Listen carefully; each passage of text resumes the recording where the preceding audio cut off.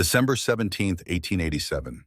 The sun was dying over Mogollon Rim, bleeding orange and purple across a sky that promised a brutal night ahead. The wind came down from the high country sharp enough to cut through wool and leather, both carrying the smell of pine and something else. Something wrong. On the eastern ridge where the cedar trees grew twisted and stubborn from the rock, there stood a post. It was old timber, weathered gray, driven deep into the frozen ground by hands that knew their work. And tied to that post, arms stretched high above her head, wrists bound so tight the rope had long since stopped, the blood stood Nora Winrider. She had been there since morning, 7 hours, maybe 8. Time had become meaningless around the 4th hour, when her shoulders had started to separate from their sockets, when her legs had begun to shake so badly she could no longer stand straight. The cold had worked its way through her cotton dress, through her skin, settling deep in her bones like something alive and hungry. But Nora Winrider was the daughter of Samuel Winrider, an Apache scout who had taught her that dignity was the last thing a person owned, and no man could tear it unless you gave it away. So she did not cry. She did not beg. She stood as straight as the rope allowed and watched the wolves gather in the brush below. There were 5 of them, graybacks, yellow eyes, patient as death itself. They had found the bait an hour ago, a gutted rabbit tied to a stake 20 feet from the post. They had torn it apart in minutes, snarling over the scraps, teaching themselves the rhythm of feeding. Now they watched her, calculating, understanding that the real meal was still warm and breathing. Nora's lips were cracked and bleeding. Her tongue felt like sandpaper against her teeth. She had not had water since the night before, when Victor Ashford had smiled his beautiful empty smile and told her this was mercy, that leaving her for the wolves was kinder than what his father would do if she kept talking about the school money. The lead wolf, a big male with a torn ear, took 3 steps closer. Nora kicked weakly at the air, her boot scraping the post. The wolf stopped, tilted its head, learning that she was growing weaker, that soon she would stop moving altogether. She closed her eyes and thought of her father, of the way he used to check her knots when she was learning to tie a saddle, pulling hard to make sure they would hold. "Always test your work, girl," he would say. "A rope that looks good is not the same as a rope that holds. The rope holding her now would hold until spring if it had to." Victor had tested his work well. In her mind, Nora began to sing. Not out loud, there was no breath left for that, but inside where the cold could not reach. An Apache death chant her grandfather Thomas Redhawk had taught her when she was small. The words moved through her like water, like the memory of water, and she felt something settle in her chest. Not peace exactly, but acceptance. The wolf with the torn ear moved closer still. 15 feet now. Its breath clouded the frozen air. Behind it, the others spread out, flanking the way wolves do when they know the kill is close.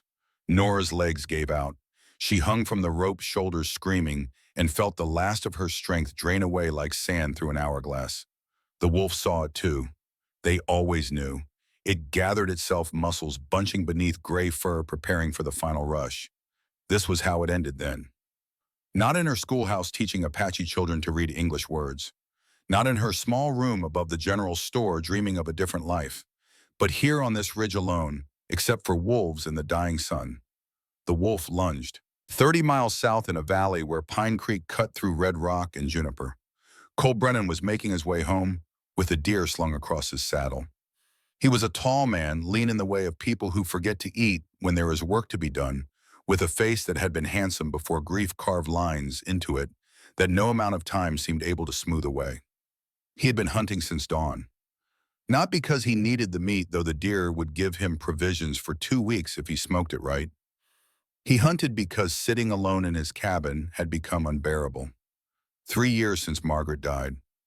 3 years since he came home from tracking the outlaw Jesse Dalton across 2 territories to find his house burned and his wife buried by neighbors who had not known what else to do with her. 3 years of telling himself that staying busy was the same as healing. The deer's weight pulled at the saddle, a good buck, maybe 160 pounds, field-dressed. Cole was already planning the work, measuring the hours it would fill when he heard the wolves. At first it was just background noise, the kind of sound you heard every night in the high country, but then he heard it again, and something about it made him pull the reins. His horse stopped, ears forward, sensing his tension. Cole listened. The wolves were not hunting.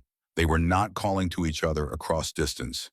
They were focused, concentrated, their howls coming from the same point, like spokes from a wheel hub. Something was holding them in one place. He knew that sound. He had heard it once before years ago when he was still wearing a ranger's badge, when a trapper had gotten his leg caught in his own trap, and the wolves had found him before his partner did. By the time Cole and two other rangers reached him, there had not been much left to save. For a long moment, Cole sat motionless on his horse, the deer's weight pulling at the saddle, the cold wind pushing at his back. He could keep riding. Whatever was up on that ridge was not his problem.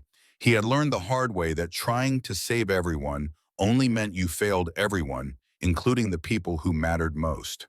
But then he heard Margaret's voice, as clear as if she were sitting behind him on the horse, her arms around his waist the way she used to ride when they were first married. "You are not the kind of man who rides past," she said. "You never were. Do not let me dying make you into someone you are not." Cole turned his horse north. The ridge was 2 miles away, uphill through scrub pine and loose shale. He pushed the horse hard, leaving the deer behind, tied to a tree he would remember if he lived long enough to come back for it. The Winchester was already in his hands. Lever action smooth and easy, a full magazine, plus one in the chamber. He had cleaned it that morning out of habit, the same way he checked the doors at night, even though no one was coming. A ranger never leaves someone in trouble. Even a ranger who had turned in his badge 3 years ago. Some things did not change. The sun was almost gone when he crested the rise and saw the post. For a second, his mind could not make sense of it. A woman, arms overhead, body sagging, head down. The wolves circling, emboldened by the dying light. Then his training took over the years as a ranger, clicking into place like a round sliding into a chamber. He did not hesitate, did not call out a warning. He simply raised the Winchester and fired. The shot cracked across the ridge like a breaking bone. The bullet hit the dirt 2 feet in front of the lead wolf, spraying rock and frozen earth. The animal yelped and bolted, and the others scattered behind it, melting into the brush like smoke. Cole worked the lever, chambered another round, and fired again, this time over their heads as they ran. The message was clear. Find easier prey. The ridge went quiet. Just the wind and the creak of the rope, and a sound that took him a moment to identify. Breathing. Fast and shallow, the kind that came from someone who had been holding terror at bay for so long, they had forgotten how to let it go. He dismounted slowly, keeping the rifle ready, scanning the rocks and trees for whoever had done this. No one. Just the woman and the post and the rope ends swaying in the wind. He walked forward, boots crunching on the frost, until he was close enough to see her face. She was younger than he had thought from a distance. Mid-20s, with dark hair that had come loose from its braid and now hung wild around her face. Her skin was brown Apache or part Apache, and her eyes, when they finally opened and focused on him, were not grateful or relieved. They were measuring him, calculating whether he was better or worse than the wolves. "Who sent you?" she said. Her voice was a rasp, barely there, but the challenge in it was unmistakable. "No one," Cole said. He slid the rifle onto his shoulder and pulled his knife from his belt. "I heard the wolves." "Then why did you not keep riding?" It was a fair question. He did not have a good answer. He stepped closer, close enough to smell the sweat and fear on her, close enough to see where the rope had cut through the skin at her wrists, leaving dark lines of dried blood. The blade went under the rope, and he pulled. The fibers parted with a sound like tearing cloth. Her arms dropped, and she went with them, her legs giving out after hours of holding her weight. Cole caught her before she hit the ground, one arm around her waist, and for a moment she was warm and solid against him, the first human contact he had felt in months. Then she pulled away, staggering but standing, putting distance between them. "I can stand," she said. He believed her. He crouched and cut the rope at her ankles, then stepped back to give her room. People who had been tied up did not like to be crowded. He had learned that a long time ago. From his saddle, he took the canteen and offered it. She hesitated, pride and thirst fighting a brief battle behind her eyes. Thirst won. She drank in long pulls, water running down her chin, and he watched her throat work and knew she had not had water since yesterday at least. He took his coat from behind the saddle, the heavy buffalo hide one that had cost him 2 months' pay back when he was drawing a salary. "Here." She looked at it for a long moment before taking it, wrapping it around her shoulders. It swallowed her, hanging almost to her knees. She pulled it close, and he saw her hands shake just a little, the first crack in the armor she had been wearing. The wolves were still out there. He could hear them moving through the brush, keeping their distance now, but not gone, not by a long way. "Can you ride?" he asked. She nodded. He lifted her into the saddle. She weighed almost nothing, or maybe he was just remembering what it felt like to carry someone who mattered. He swung up behind her, his arm coming around her waist to hold the reins, and she stiffened at the contact but did not pull away. She understood. If she fell now, he might not be able to get her back up. They moved off the ridge at a walk, the horse picking its way carefully through the rocks. Behind them, the cedar post stood empty against the darkening sky, rope ends swaying in the wind like a question no one had answered. Neither of them spoke. There was nothing to say yet. He did not know who she was or why she had been left to die. She did not know what kind of man had cut her down, whether he wanted payment or gratitude or something worse. For now it was enough that the post was behind them and the wolves were falling away into the dark. But Cole could feel the questions building in the silence between them, and he knew that before the night was over, he would have answers, whether he wanted them or not. The cabin sat in a fold of land where Oak Creek ran shallow over smooth stones hidden from the main trail by a stand of cottonwoods and a granite outcrop that caught the afternoon sun. Cole had built it 3 years ago when he first came to this country, looking for a place where no one would find him unless he wanted to be found. It was small, just one room with a stone fireplace and a single window that faced east to catch the morning light. Enough for a man alone. He had not brought anyone here since the day he finished the roof. They reached it just as full dark settled over the canyon, the horse picking its way down the narrow trail more by memory than sight. The woman had not spoken since the ridge, but he could feel the tension in her body, the way she held herself rigid against him, as if touching him was a necessary evil. She endured only because the alternative was falling. He dismounted first, then helped her down. Her legs buckled again, and this time he did not let go until he was sure she could stand. She pulled away as soon as she was steady, wrapping his coat tighter around herself. "Inside," he said. It was not an invitation, just a fact. The temperature was dropping fast, and she had been exposed for hours. Hypothermia would kill her as surely as the wolves would have. The cabin was cold and dark. He lit the lamp first, then built up the fire, moving with the practiced efficiency of a man who had done this 1,000 times. The light pushed back the shadows, and he saw her looking around, taking in the details. The rifle on the wall, the spare ammunition on the shelf, the 2 chairs at the small table, the bed in the corner with its single wool blanket, looking for exits, for weapons, for anything that might tell her what kind of man he was. "Smart. Sit," he said, nodding toward the bed. She hesitated, then moved to it, lowering herself carefully.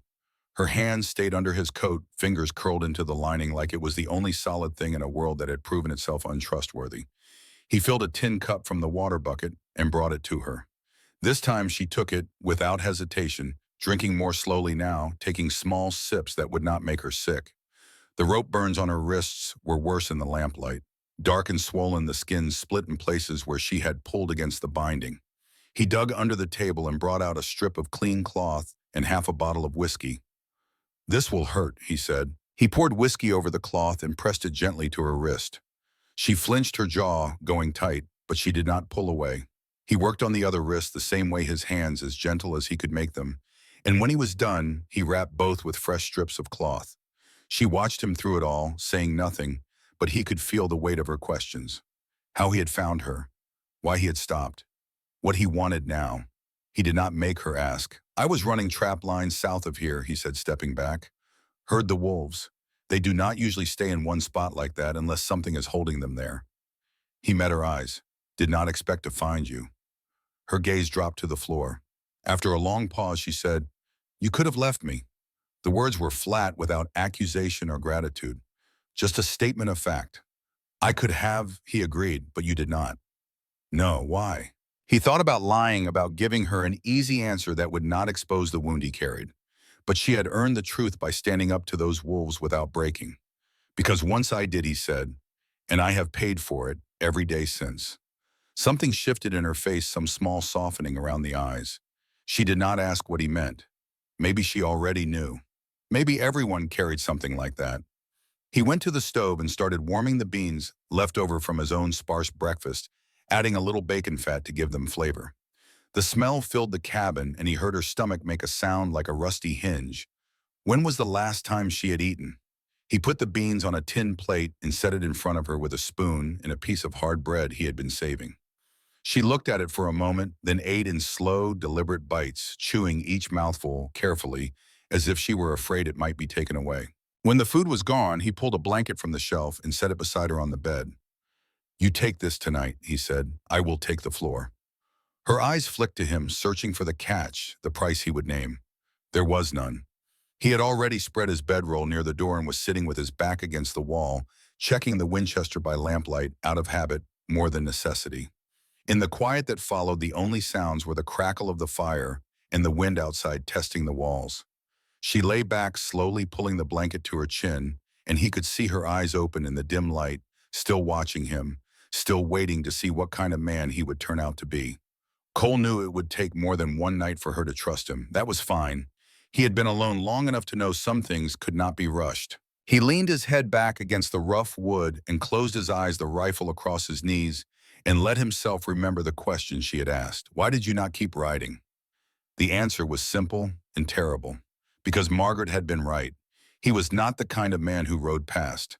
And 3 years of trying to become that man had not changed a thing except to make him smaller, lonelier, more hollow. Tomorrow maybe she would tell him who had left her on that ridge. Maybe she would tell him why. But tonight she was alive. The door was barred, and the wolves were far off in the darkness. For now, that would have to be enough. He woke before first light, the way he always did, his body trained by years of early patrol to rise when the world was still dark. The fire had burned down to embers during the night, and the cabin was cold, cold enough to see his breath in the pale gray light that leaked through the window. He moved quietly, building the fire back up, the scrape of metal on iron, the only sound.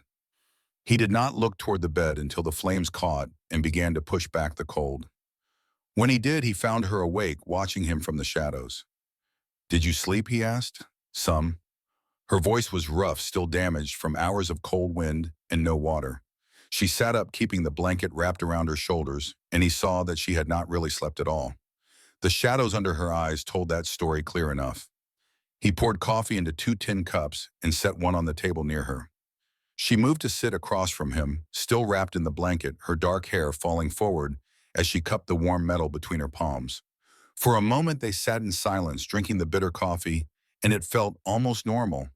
Almost like two people who had known each other longer than 12 hours. "You said you could have left me," she said finally. "That means you think someone might still be looking to finish it." He met her eyes over the rim of his cup. "Yes." She nodded slowly, as if confirming something she had already known. "My name is Nora Windrider," she said.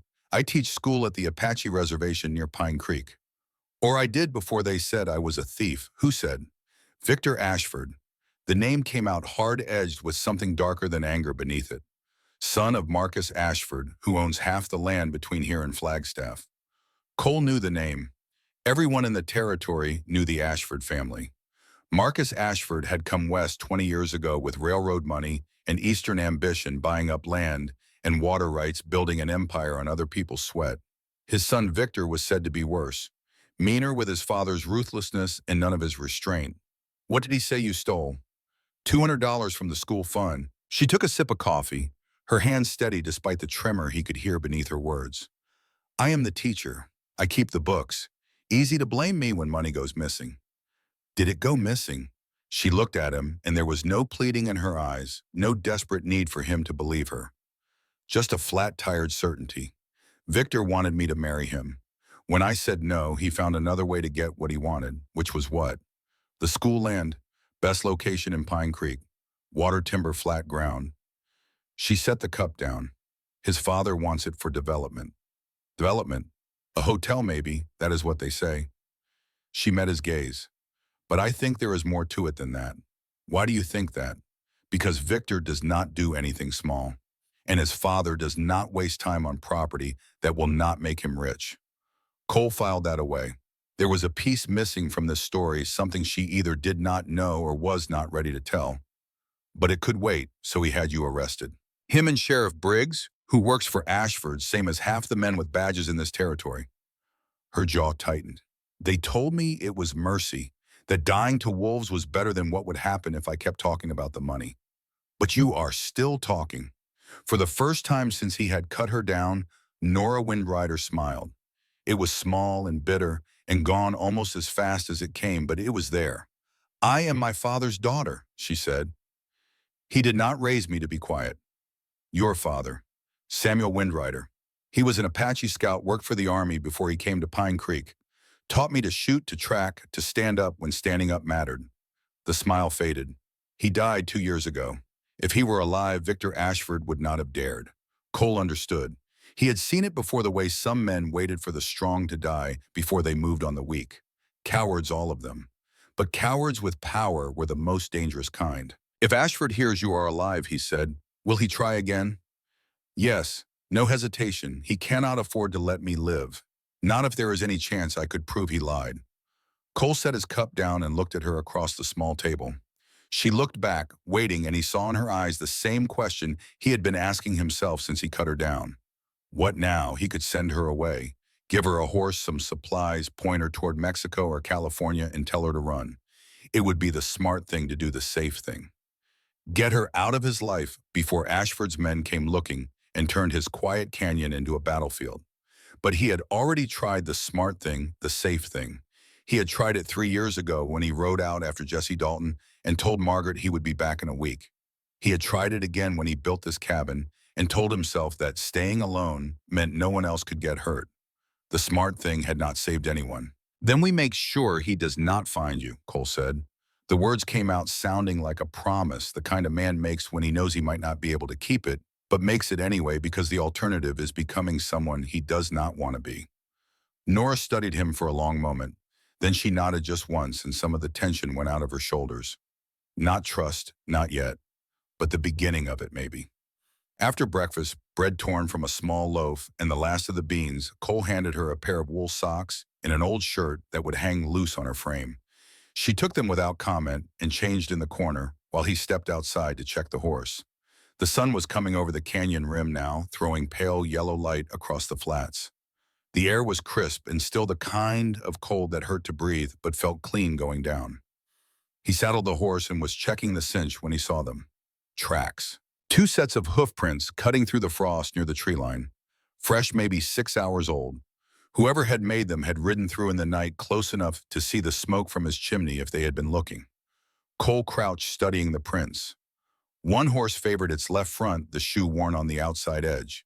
The other had a notch in the right rear, probably from a stone.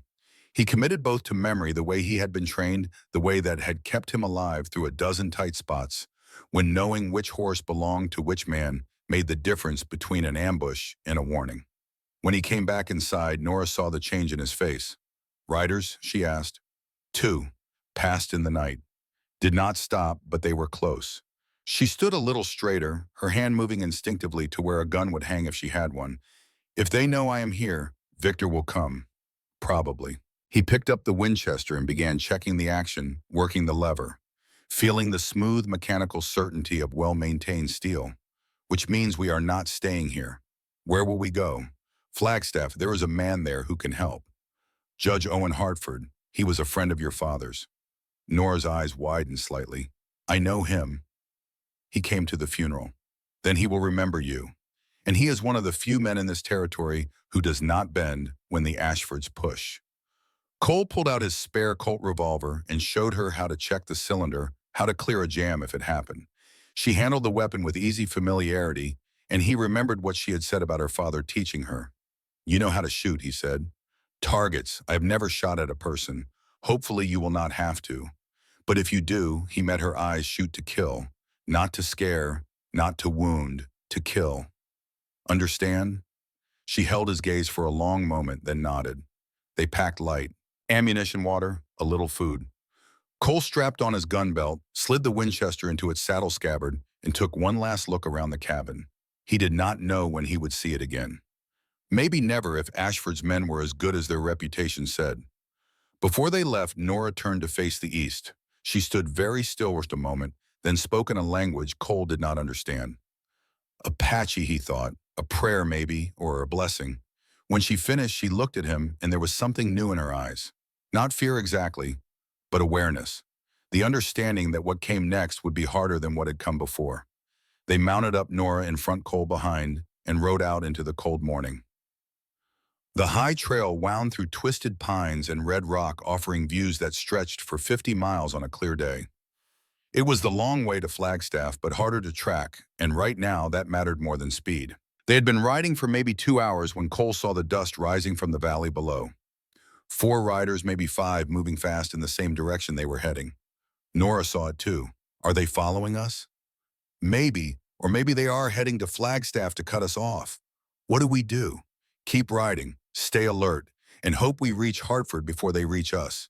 Around midday, they stopped to water the horse at a spring that bubbled up from the rocks cold and clear. Nora knelt beside it, splashing water on her face, and for a moment the hard edge of survival left her features, and she looked younger, less burdened.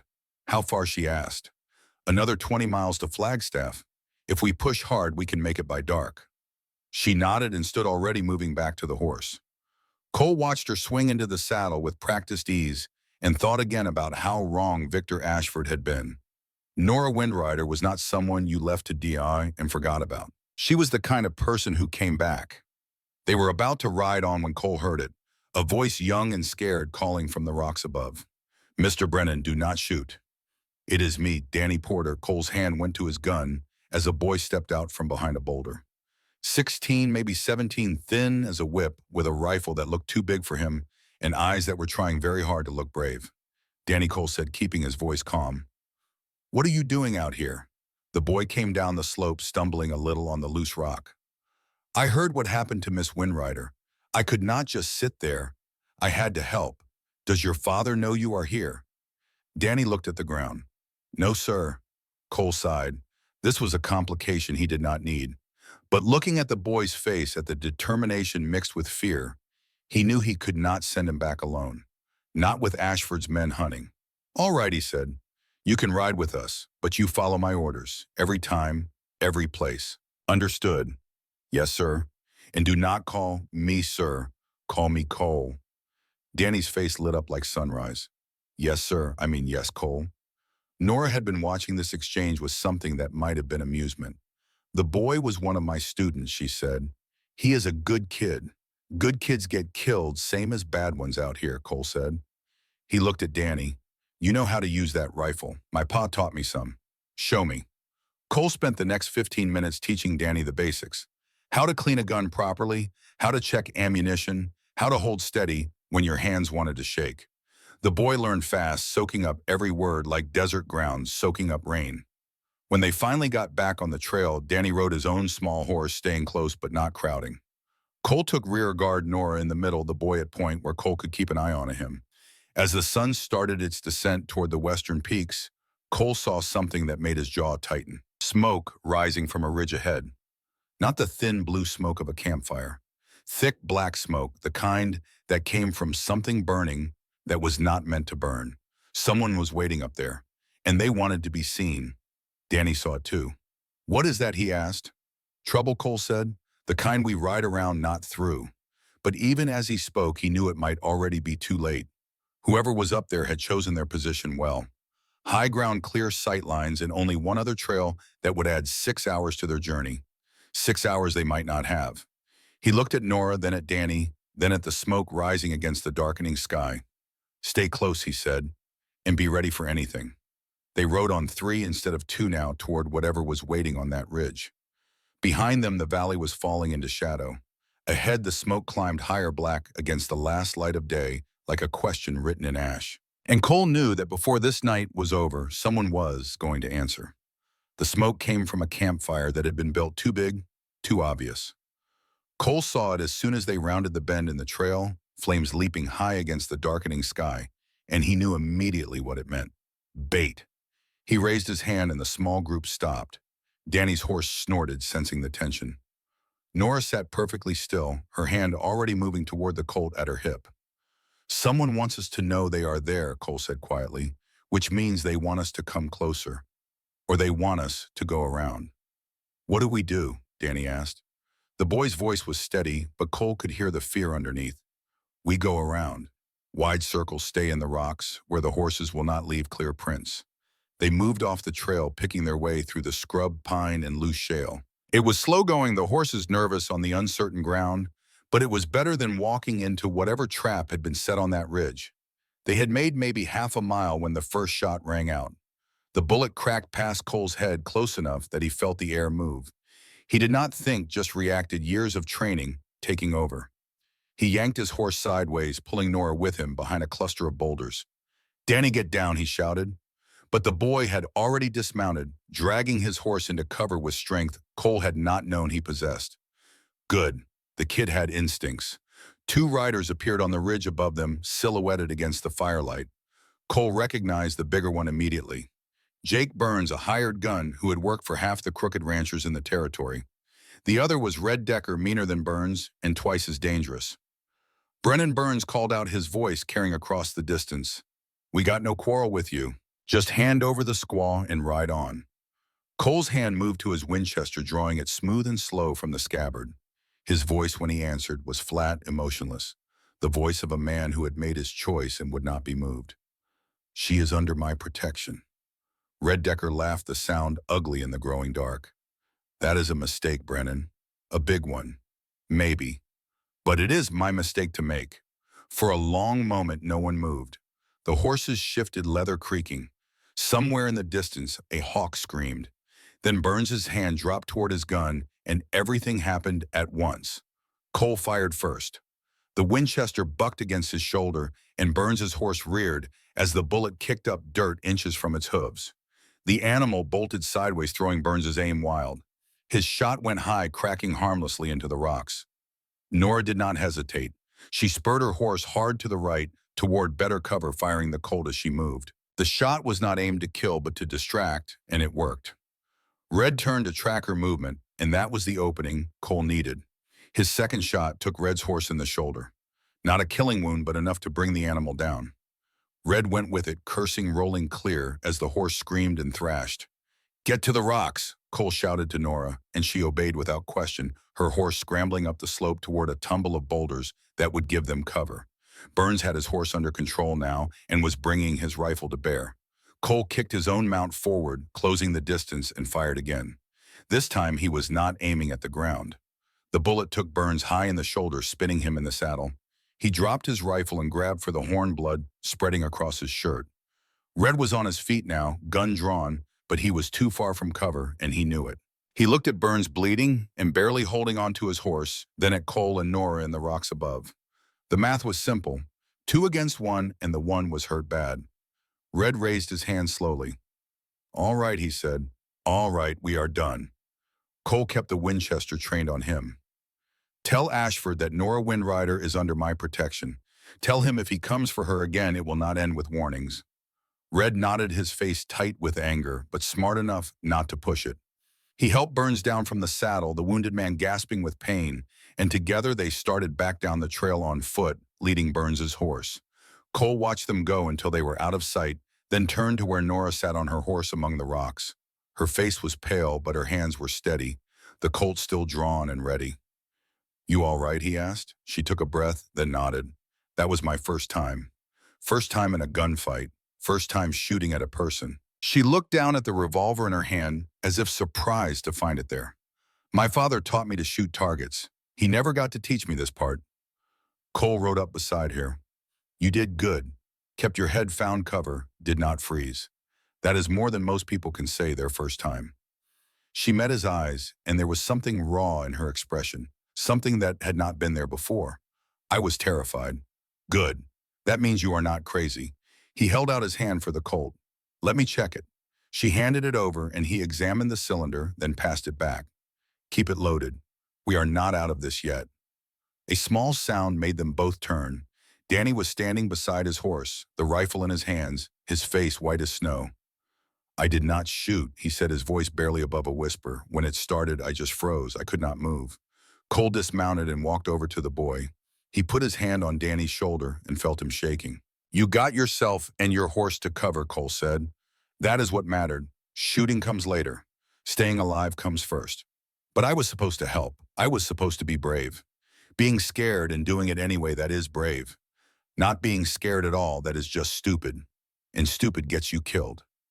Danny looked up at him, searching his face for the lie, finding none. Some of the tension went out of his shoulders. "Come on," Cole said. We need to put some distance between us and this place before they come back with more men. They rode hard for another hour, putting the ridge far behind them.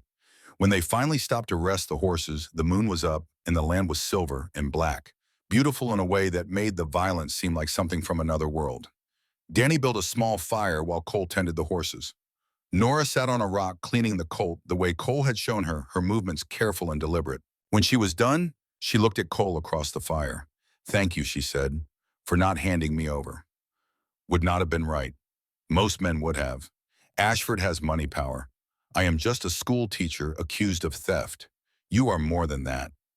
She looked at him across the fire, the flames reflected in her dark eyes. What am I then? Someone who did not break when they tried to break you. He poured coffee into 3 cups, handed her one. That is worth more than money or power.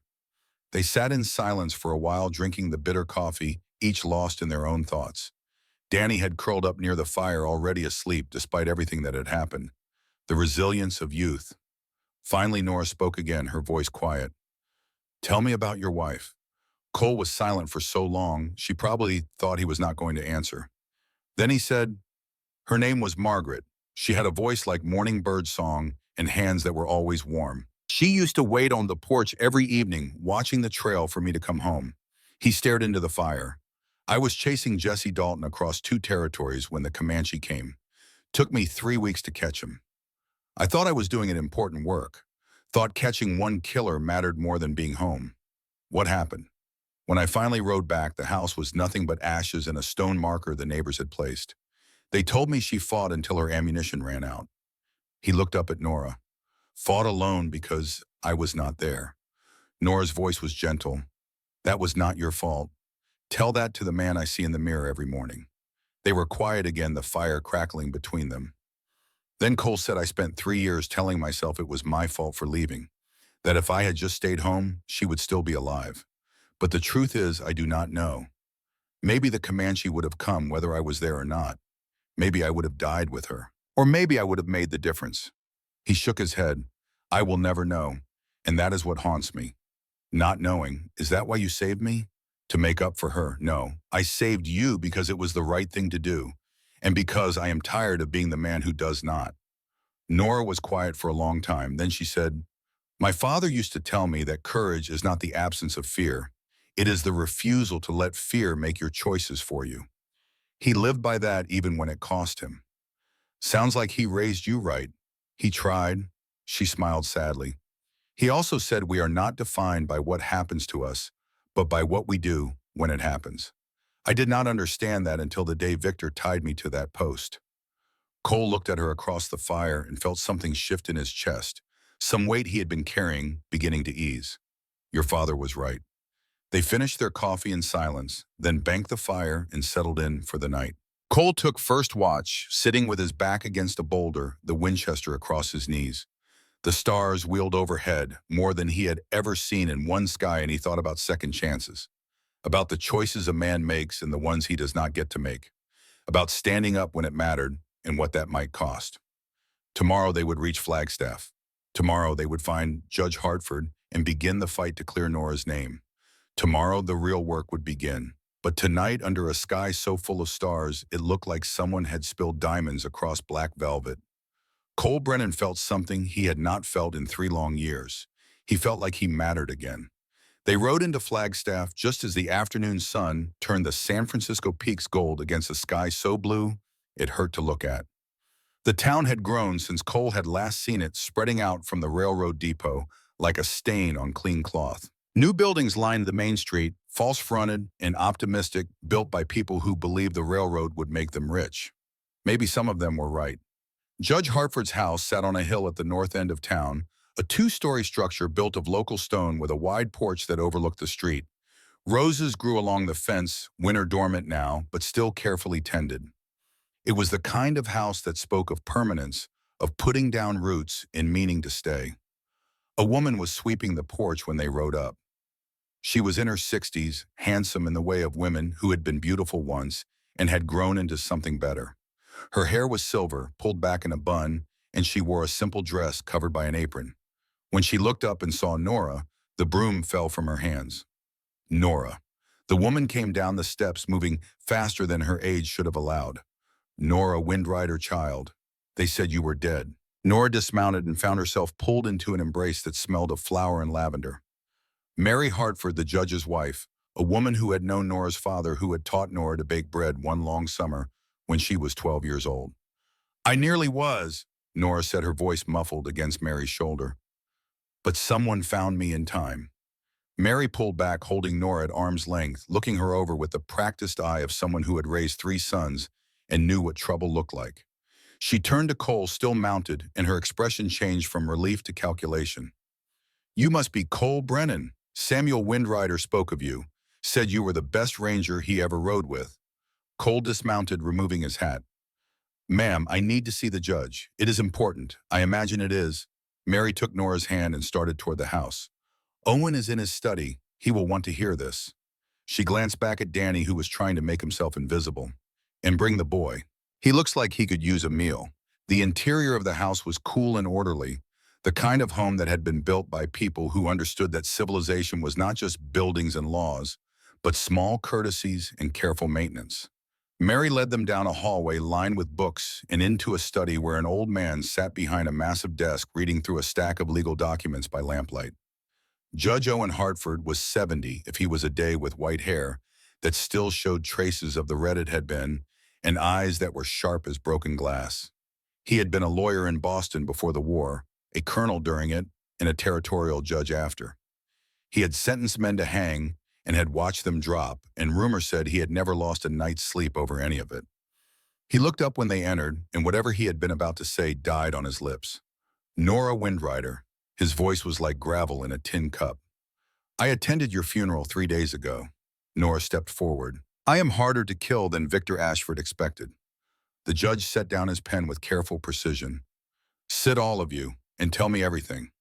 So they did. Nora told it first, her voice steady despite the tremor Cole could hear underneath. She told about Victor's proposal and her refusal, about the missing money she had never taken, about being tied to the cedar post and left for the wolves, about Cole cutting her down and the ambush on the trail. When she finished, the judge turned to Cole. And you, why involve yourself in this? Because it needed doing.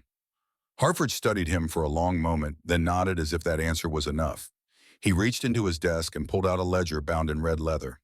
3 days ago, a man came to see me, Frank Porter, who runs the general store in Pine Creek. He was troubled, said things were not adding up. What things? Nora asked. The school funds. Hartford opened the ledger and turned it so they could see. Porter is on the school board. When they accused you of theft, he demanded to see the books. What he saw did not match his memory. So he brought them to me. He pointed to an entry. Here, December 1st. A withdrawal of $200 signed by you. That is not my signature, Nora said immediately. No, it is a good forgery, but not good enough. See how the S loops. You make that letter with a single stroke. This was done in 2. Hartford turned the page. But that is not the interesting part. The interesting part is this. He pointed to an entry dated 3 months earlier. A deposit of $1,500 from Ashford Land Company. Payment for water rights that the school does not own and never has owned. Nora leaned closer, her eyes widening. They were paying the school board. 3 members of it, yes, $500 each. Hartford's voice was cold. Marcus Ashford wanted that land.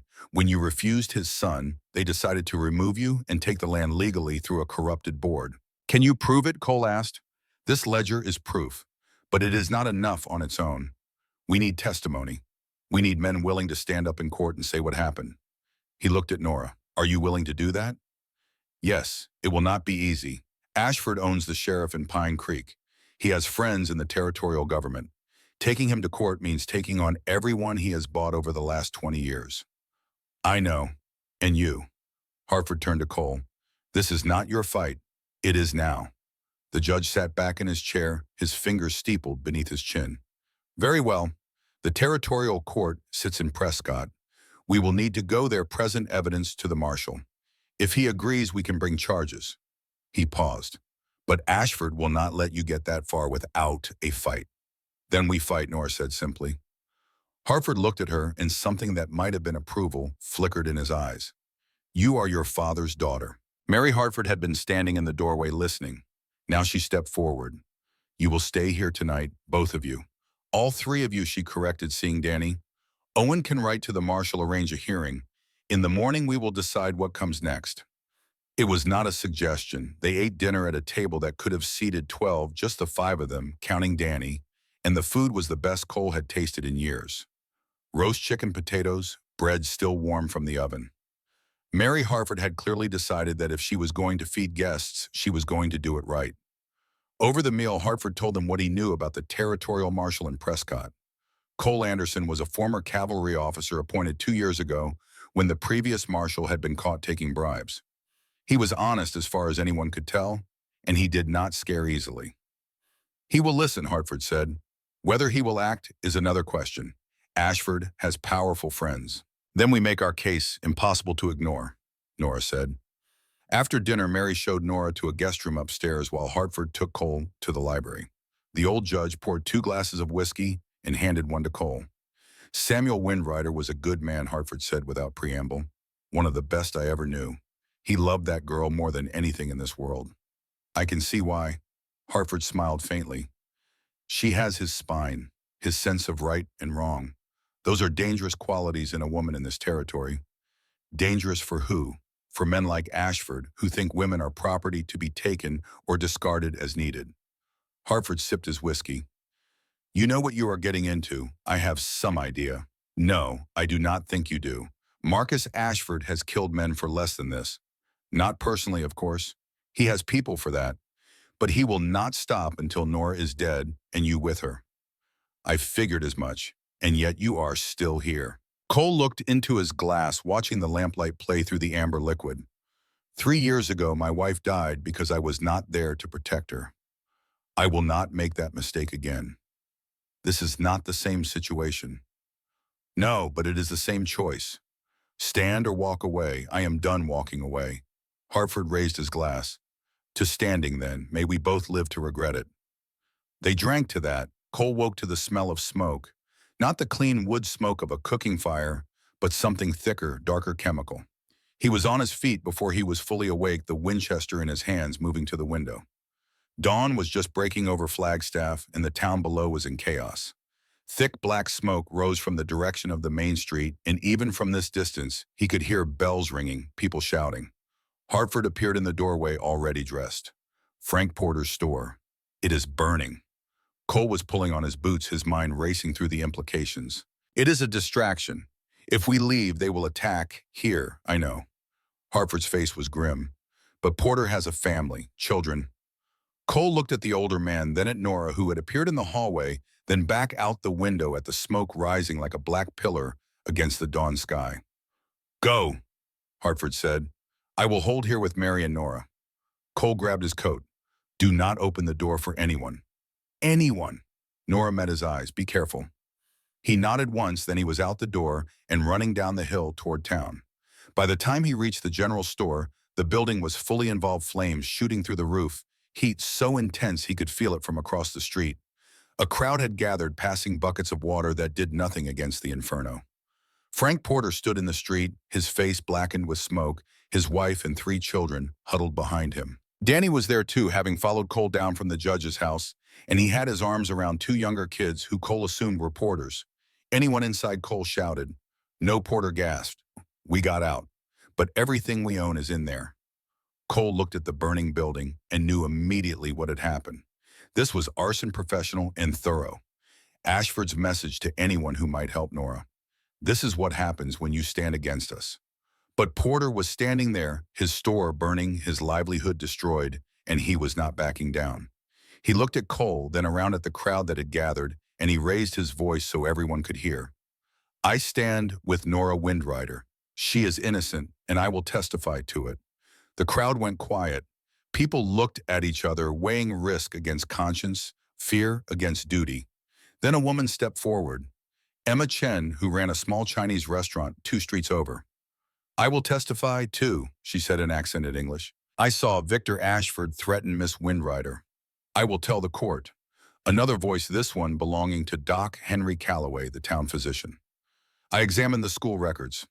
No money was missing until Ashford said it was. I will testify. One by one, people stepped forward. Frank Porter, Emma Chen, Doc Calloway. then others. People Nora had taught people, she had helped people who simply believed that right mattered more than power. Reverend John Walsh, a tall man with kind eyes, raised his hand. I will go to Prescott. God's truth must be told. Cole watched them and felt something loosen in his chest.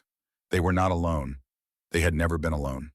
When he got back to Hartford's house an hour later, he found the judge standing on the porch, a telegram in his hand. From Marshall Anderson, Hartford said, he will hear our case. We leave for Prescott in the morning. Inside, Nora was waiting. She looked at Cole, her eyes searching his face for answers. Porter's store is gone, Cole said, but he is standing with us. So are others. How many? Enough.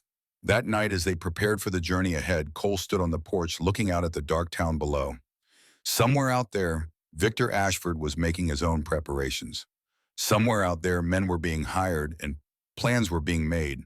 But here in this house, people were standing for truth, for justice, for the simple idea that right mattered more than power. It was not enough to guarantee victory, but it was enough to make the fight worth having. The ride to Prescott would take 3 days. They left at first light, a strange caravan of witnesses and hope. Cole and Nora, Judge Hartford and his wife Mary, Doc Calloway, who had closed his practice to come, Frank Porter, his store now ashes, but his resolve iron, Emma Chen, quiet but determined, Reverend Walsh, who refused to let Nora stand alone, and Danny Porter, who would not leave his father's side. 8 people against an empire. Cole had seen worse odds. They traveled in a group now, 2 wagons and 6 horses. Cole rode point, his eyes constantly scanning the tree line. Doc Calloway brought up the rear with a rifle he claimed not to know how to use but carried anyway. Nora rode beside Hartford's wagon, close enough to talk, but far enough to have room to move if trouble came. She had the Colt on her hip now, worn openly, and Cole noticed she checked it periodically the way a good rider checks the cinch. She was learning fast, maybe too fast. They made good time through the morning, following the high road that wound through the ponderosa forests. The air was crisp and clean, scented with pine and snow that had not yet fallen, but would soon. Around midday, they stopped to water the horses at a spring. Nora knelt beside it, splashing the cold water on her face, and for a moment the hard edge of survival left her features. How far to Prescott, she asked Cole. 40 more miles, 2 days if we push hard. Ashford will not let us get there easily. No, he will not. They remounted and continued the trail, now descending into a valley where the land opened up and offered few places to hide. Cole did not like it. Too exposed. But the only other route would add a full day to their journey. He was about to call for a faster pace when he saw them. 6 riders emerging from a dry riverbed ahead, spreading out to block the trail. And leading them, sitting tall on a black horse, was Marcus Ashford himself. Cole raised his hand and the caravan stopped. He could feel everyone's eyes on him, waiting for orders. Behind him, Danny's horse snorted nervously. Marcus Ashford was a big man, broad-shouldered and thick through the chest, with silver hair, and a face that would have been handsome if not for the coldness in his eyes. He sat his horse like a king surveying peasants, and when he spoke, his voice carried the easy confidence of a man who had never been told no. Judge Hartford, you are making a mistake. Turn back now and we can forget this happened. Hartford guided his wagon forward until he was level with Cole. This woman has the right to a fair trial. Rights are what I say they are in this territory. Cole urged his horse a few steps ahead. Not anymore. Marcus turned his attention to Cole, for the first time really looking at him, and something dangerous moved behind those cold eyes. Brennan is it. I know about you, the washed-up ranger playing hero. You should have stayed in your cabin. Probably, but I did not. A mistake you will regret. Cole's hand moved to rest on the Winchester in its scabbard. We will see. For a long moment, the 2 groups faced each other across the empty riverbed. The horses shifted, leather creaked. Somewhere a crow called out harsh and mocking. Then a shot cracked out from the hillside to the east. One of Marcus's men jerked in the saddle, a red stain spreading across his shoulder. The man screamed and grabbed for his saddle horn, and suddenly everyone was moving at once. Cole fired the Winchester, bucking against his shoulder. His bullet kicked up dirt near Marcus's horse, and the animal reared. Frank Porter, surprisingly calm for a shopkeeper, fired from the wagon, his shot ricocheting off the canyon wall and sending rocks tumbling down. Emma Chen whipped the horses, pulling the second wagon, driving Mary and Nora away from the gunfight. Doc Calloway's shotgun roared the blast wild, but close enough to make Marcus's men think twice. And from the hillside, that mystery shooter fired again. Another of Marcus's men went down, his horse stumbling. Marcus saw the way the fight was going and made his choice. "Fall back," he shouted. "Fall back." His men needed no more encouragement. They wheeled their horses and rode hard back down the riverbed, leaving behind one wounded man who could not keep up. The shooting stopped. Silence fell, broken only by the moaning of the wounded man and the distant sound of hoofbeats fading into the canyon. Cole kept his rifle trained on the hillside, trying to see who their mysterious ally was. There among the rocks, a figure moving with the careful deliberation of someone who knew this land like his own skin. The figure stepped into view. An old man Apache dressed in buckskin with white hair worn long and a rifle that looked older than he was. He picked his way down the slope with the sure footing of a mountain goat, and as he got closer, Cole could see the weathered lines of his face, the sharp intelligence in his eyes. Nora made a sound Cole had never heard from her before, a gasp that was half laugh, half sob. "Grandfather." She jumped down from the wagon and ran toward the old man, and he caught her in his arms like she weighed nothing at all. Thomas Redhawk held his granddaughter for a long moment, then pulled back to look at her face. "Granddaughter," he said in English that carried only the slightest accent. "I heard you were in trouble. Thought you might need help. How did you find us? I have been following since Flagstaff, making sure no harm came to you." He looked past her to Cole, and the two men measured each other in silence. Then Thomas walked forward, his hand extended. "You are Brennan. Samuel spoke of you, said you were a man of honor." Cole took the offered hand. "Thank you for the shots from the hill. Family protects family." They tended to the wounded man, Marcus's hired gun, despite Hartford's objections. Dr. Calloway insisted, saying he was a physician and did not get to choose his patients. The man, whose name was Clem, told them through gritted teeth that Marcus had put a bounty on Nora. $200 for whoever brought her back, dead or alive. "Men are coming from as far as New Mexico." Clem said, his face pale from blood loss. "You will not make it to Prescott." "We will make it," Thomas Redhawk said quietly. "I will scout ahead, clear the path." That evening they made camp in a defensible position, a box canyon with only one way in and good sight lines all around. The men built a fire while Mary and Emma prepared a simple meal from their supplies. Cole found himself sitting around that fire as darkness fell, surrounded by people who had chosen to stand when they could have stayed safe. Thomas sat across from him, his weathered face thoughtful in the firelight. Hartford was there, and Frank Porter, and Doc Calloway, and Reverend Walsh, even Danny trying hard to look older than his 16 years. Thomas broke the silence first. "Samuel Windrider was my son-in-law," he said. "When he married my daughter, many in our tribe were angry, said he was taking her away from her people. But I saw something they did not. I saw that he honored her, saw her not as property but as a partner." He paused, looking into the fire. "Nora is like her mother in many ways, strong, unwilling to bend, but she is also like her father. She believes in justice even when justice seems impossible." Frank Porter spoke up.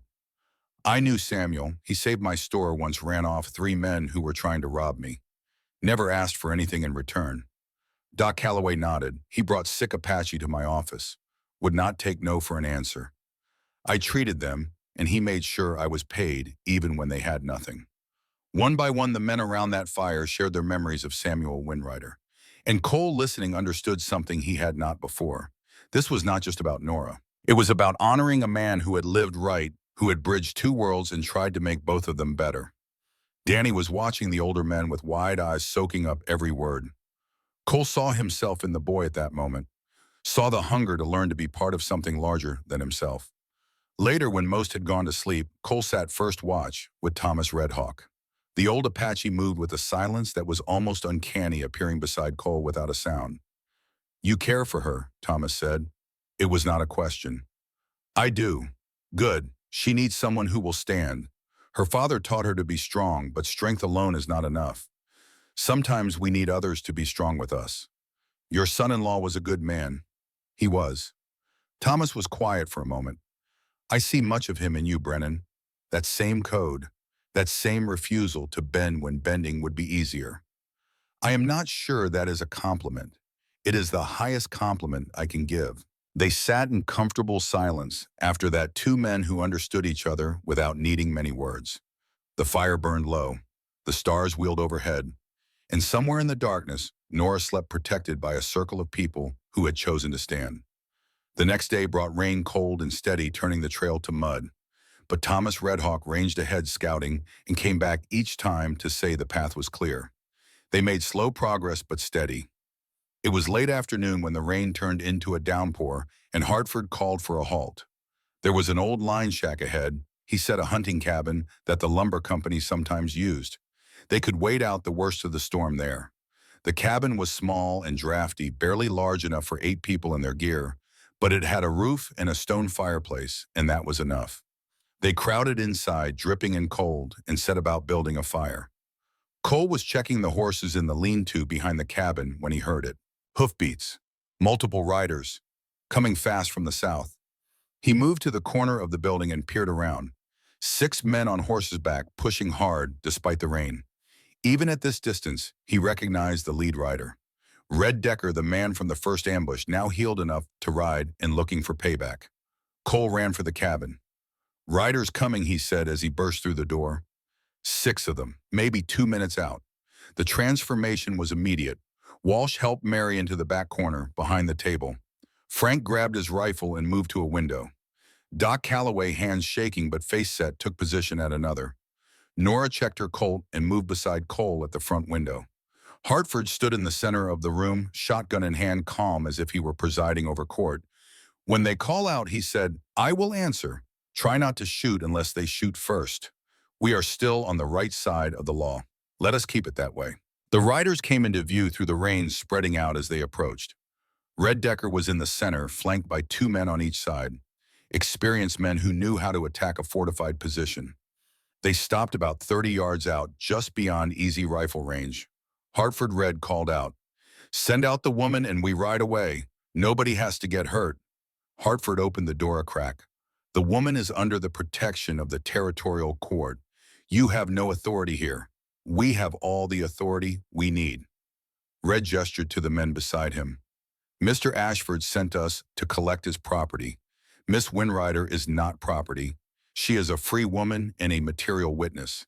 Interfering with her is a federal offense." Red laughed, the sound ugly in the rain. "Federal offense? That is rich. Out here, the only law is what you can enforce, and I count 6 guns against what, 4 or 5? 8, Nora called out, her voice clear and strong. "And we are not afraid of you." The men shifted in their saddles. One of them, younger than the others, looked nervous. This was not what he had signed up for. Probably thought it would be easy money collecting a lone woman and her protector. Not a cabin full of armed citizens prepared to fight. "Last chance," Red said. "Send her out or we come in and take her." "Try it," Cole said. For a long moment, no one moved. Rain drummed on the roof. The horses stamped and snorted. Red's hand drifted toward his gun. Then a shot cracked out from the tree line to the east, and one of Red's men jerked in the saddle, a red stain spreading across his shoulder. The man screamed and grabbed for his saddle horn, and suddenly everyone was moving at once. Cole fired through the window, not aiming to kill, but to drive them back. His bullet kicked up mud near Red's horse and the animal reared. Doc Calloway fired from the side window, his shot wild but close enough to make the riders scatter. More shots came from the trees. Thomas Redhawk, invisible in the rain, picking his targets with the patience of a man who had hunted his whole life. 2 more of Red's men went down wounded, but not dead. Red was shouting orders, trying to rally his men, but the fight had turned against them too quickly. One man was already wheeling his horse to flee. Another followed. Red looked at the cabin, at the trees where Thomas was hidden, at his wounded men struggling to stay mounted. His face twisted with rage, but he was not stupid enough to die for Ashford's money. "Fall back," he shouted, and kicked his horse into a gallop. The others followed, leaving behind one wounded man who fell from his horse and lay groaning in the mud. The shooting stopped. Silence fell, broken only by the rain and the moaning of the wounded man. Cole stepped out onto the small porch, rifle ready, by eyes scanning the tree line. Thomas Redhawk emerged from the pines, moving with the careful deliberation of age and wisdom. "Thank you," Cole said. Thomas nodded. "They will not come back tonight, but we should not stay long. More will come." Doc Calloway went out to tend to the wounded man, despite the rain, despite the danger. I am a doctor, he said when Hartford tried to stop him. I do not get to choose. They bound the man's wounds and left him in the lean-to with water and bandages.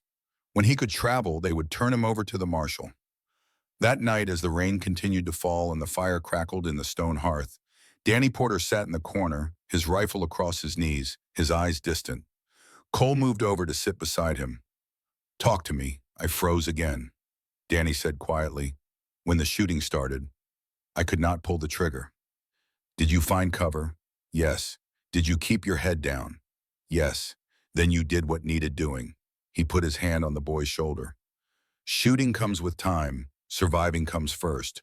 But when will I be ready? Cole looked at him, at this boy, trying so hard to become a man. When you stop asking that question, you will be ready. They rode out at first light, leaving the line shack behind. The rain had stopped, but the sky was still heavy with clouds. Thomas ranged ahead as always, making sure the path was clear. Cole found himself riding beside Nora as the morning wore on. Neither spoke for a long time, just moving through the land together, comfortable in the silence. Finally, Nora said, after this is over, after Prescott, what will you do? Cole thought about that. I do not know. 3 years I spent hiding, telling myself I was better off alone. Then I met you and I remembered what it felt like to matter, to be part of something bigger than myself. He looked at her. I do not want to go back to being alone. What do you want? To build something. A life maybe, with people who matter. She reached out and took his hand, her fingers warm despite the cold. That sounds good. They rode like that for a while, hands linked, and Cole felt something settle in his chest that had been restless for 3 long years. Prescott appeared before them in the late afternoon, sprawling across a valley between pine-covered hills. It was bigger than Flagstaff, rougher, a town built on mining and cattle, and the kind of commerce that followed both. The territorial courthouse sat on a hill at the center, a 2-story stone building with the flag of the United States hanging in the still air. Marshal Cole Anderson was waiting for them on the courthouse steps. He was a compact man in his 50s with iron gray hair and eyes that had seen everything and been impressed by none of it. He wore a marshal's star pinned to his vest and a Colt on his hip, and he stood with the stillness of someone who did not waste energy on unnecessary movement. Judge Hartford, he said as they dismounted. Got your telegram. Interesting claims you are making. They are not claims, Marshal. They are facts, and we have evidence to prove them. Anderson looked at Nora, taking her measure. You are the school teacher who was left to die. Yes, sir, but did not die. No, sir. Thanks to Mr. Brennan. Anderson turned his attention to Cole, and Cole had the distinct impression of being cataloged, assessed, and filed away for future reference. I know who you are. Texas Ranger. Good reputation until your wife died. Then you disappeared. I am here now. So I see. The marshal gestured toward the courthouse. Come inside, all of you. Let us hear this evidence.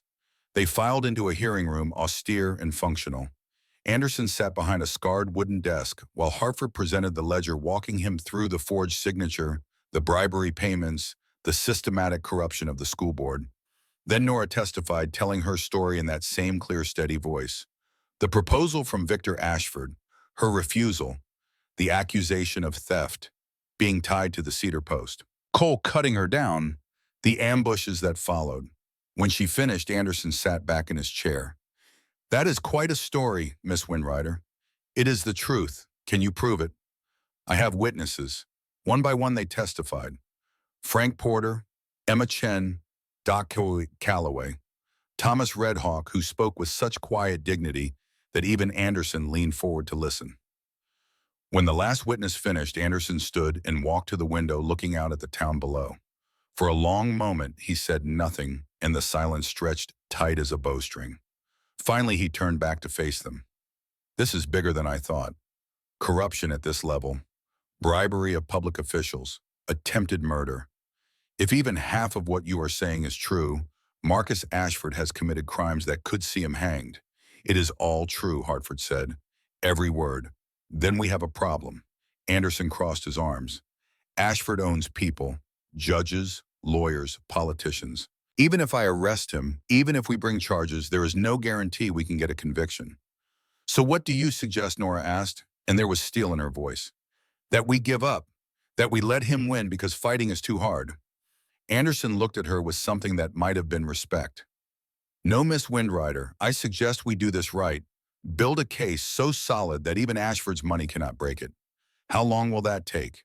Weeks, maybe months. I do not have months. She is right, Cole said. Every day we wait is another day Ashford has to finish what he started. Anderson considered this. Then we move fast. I will petition the territorial court for an emergency hearing. 3 days from now, can you be ready? We are ready now, Hartford said. Good, because once we start this, there is no going back. Ashford will throw everything he has at us. Nora did not hesitate. I am prepared for that. The marshal nodded. Then I will see you in court. They took rooms at the Prescott House, a hotel that had seen better days, but still had locks on the doors, and a proprietor who asked no questions as long as the money was good. Hartford paid for all of them, and they settled in to wait. That night, Cole stood watch from a chair in the hallway positioned where he could see all the doors. Around midnight, Nora came out of her room, wrapped in a shawl, and sat on the floor beside him. Cannot sleep, he asked. Too much thinking. About tomorrow. About everything. She pulled the shawl tighter. What happens if we lose? What if the jury decides Ashford is too powerful to convict? What if they side with him out of fear? Then we appeal. We take it to a higher court. We keep fighting until we win. And if we never win? Cole looked at her in the dim lamplight. Then at least we will know we tried, that we stood for something. Sometimes that has to be enough. She reached out and took his hand. I am glad you stood up, Cole. I am glad you cut me down from that post. So am I. She looked at their joined hands. What will you do? After this is over, I have been thinking about that. 3 years I spent believing I had lost everything when Margaret died. I thought the only thing left was to hide from the world, to make myself small enough that grief could not find me. And now I know that the worst thing a man can lose is not his wife or his home or his past. The worst thing he can lose is his reason to keep living. He met her eyes. You gave me that reason back. What comes next? After the fight is won or lost, what do we become? Neither of them had an answer yet, but they sat together in that hallway holding hands in the darkness, and for now that was enough. Outside, Marcus Ashford was arriving in Prescott with his son Victor and a team of lawyers from San Francisco. Tomorrow the real battle would begin. But tonight in this hotel, people were standing for truth, and that meant something. It had to. The night before the trial, Prescott swelled with people. They came from Pine Creek and beyond, families who had traveled 3 days to see justice done or justice denied. By sunset, more than 50 people had made camp in the courthouse square, their fires burning like small constellations against the darkness. Cole stood at the window of his hotel room, watching those fires, and felt the weight of what was coming settle onto his shoulders. Tomorrow was not just about Nora. It was about every person down there who had chosen to stand when staying quiet would have been safer. A knock at the door pulled him from his thoughts. Thomas Redhawk stood in the hallway holding something wrapped in soft leather. May I come in? Cole stepped aside and the old Apache entered, moving with that same quiet grace that seemed to defy his years. He unwrapped the leather to reveal a knife, old but beautifully maintained, the handle wrapped in beaded leather. This was Samuel's, Thomas said. Your father's, he corrected, looking past Cole toward Nora's room. He gave it to me before he died. Asked me to give it to her when the time was right. Why now? Because tomorrow she goes to war. Not with bullets, but with truth. And truth needs courage, same as any battle. Thomas held out the knife. Will you take it to her? Tell her what I said. Cole took the knife, feeling the weight of it, the history. I will. Thomas put his hand on Cole's shoulder, the gesture brief but weighted with meaning. You have done well, cowboy. Samuel would be proud. I am proud. After Thomas left, Cole stood in the hallway for a long moment, then knocked softly on Nora's door. She opened it, still dressed clearly, unable to sleep. Her eyes went to the knife in his hands. Your grandfather wanted you to have this. It was your father's. Nora took the knife with trembling hands, unwrapping it slowly. When she saw the blade, the beaded handle her father had carried every day, something broke open in her face. Not tears exactly, but something deeper. He said to tell you that tomorrow you go to war with truth, and truth needs courage.